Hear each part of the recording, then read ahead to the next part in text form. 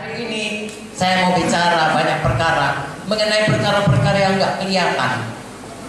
Kalau yang kelihatan kita bisa lihat semuanya dan kita bisa lebih mengerti. Tapi saya akan banyak bicara hari ini mengenai perkara-perkara yang tidak kelihatan. Sebab firman Tuhan berkata, yang tidak kelihatan itu kekal, yang kelihatan itu sementara. Jadi waktu saya bicara ini ataupun saudaraku sesudah bicara ini, saya mengajak saudara banyak kali melihat apa yang tidak dilihat mata,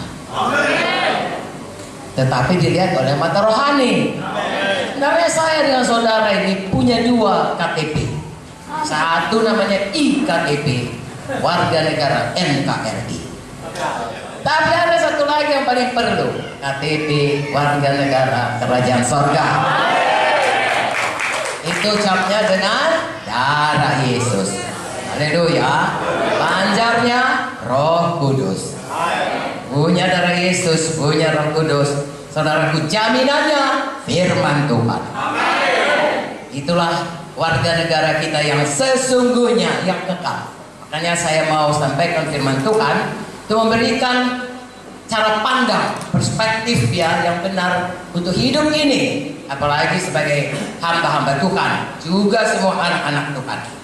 Saudaraku, kalau kita belum selamat, kita tidak mengerti ini. Tapi sesudah kita selamat, firman Tuhan berkata, kalau sudah selamat, pikirkan perkara-perkara yang di atas. Dan kalau mau diberkati pun, cari dahulu kerajaan Allah dan kebenarannya. Sekaliannya ditambahkan kepadamu. Saya bacakanlah kembali. Ya, belum kita baca tadi. 2 Korintus 4 ayat 16. Kuat-kuat sama-sama kita membacanya. Sebab itu kami tidak tawar hati, tetapi meskipun manusia lahiriah kami semakin merosot, namun manusia batiniah kami dibaharui dari sehari ke hari. Sebab penderitaan ringan yang sekarang ini mengerjakan bagi kami kemuliaan kekal yang melebihi segala-galanya, jauh lebih besar daripada penderitaan kami. Sebab kami tidak memperhatikan yang kelihatan, melainkan yang tak kelihatan.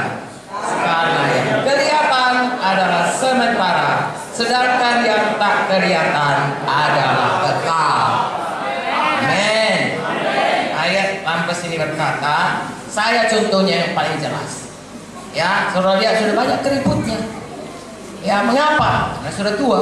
Nanti kalau 10 tahun lagi saya kemari, saudara lihat saya tambah tua.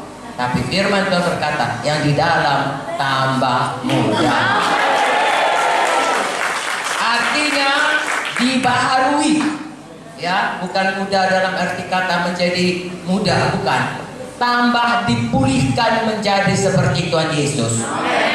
Dibaharui hari lepas hari. Haleluya. Saudaraku, sebenarnya kita ini ya hidup di dalam satu masa yang kadang-kadang kita lupa. Kenapa? Karena saya dan saudara kebanyakan hidup terutama bergantung kepada, kalau bahasa Inggrisnya itu namanya senses, kalau bahasa Indonesia namanya panca indera. Ya, kami dari bidang medis kenal betul itu. Semua sangat bergantung pada panca indera. Kalau dia melihat suaminya tidak baik atau anaknya tidak baik, saudaraku, ya, atau dia saudaraku melihat balasan ataupun laporan daripada rumah sakit, dia menderita kanker, ya, atau dia lihat saudaraku tabungannya sudah nol, utangnya masih banyak. Itu yang dilihat dengan mata sangat mempengaruhi seluruh hidup ini. Langsung datang khawatirnya, tidak lama datang mahnya, besoknya lagi datang darah tingginya, lusanya kumat reumatidnya.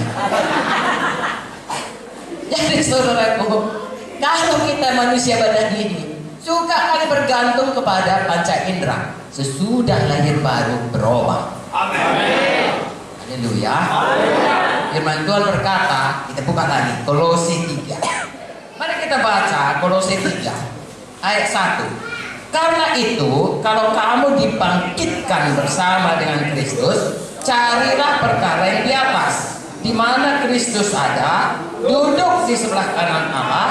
Pikirkanlah perkara yang di atas, bukan yang di bumi. Sebab kamu telah mati dan hidupmu tersembunyi bersama dengan Kristus di dalam Allah.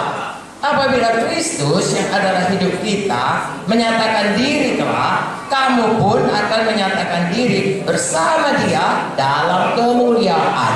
Amin. Pada waktu kita dibaptis, itu satu nazar atau satu, kalau orang Kristen tidak bersumpah, satu janji, satu proklamasi, satu pernyataan ya kepada Tuhan, kepada sesama anak Tuhan di gereja, karena kita lakukan itu di gereja, saudaraku. Artinya walaupun di sungai itu gereja yang membaptiskan kita, ya, dan kepada setan. Itulah isi dunia ini, ya. Satu Tuhan, satu setan, habis itu manusia.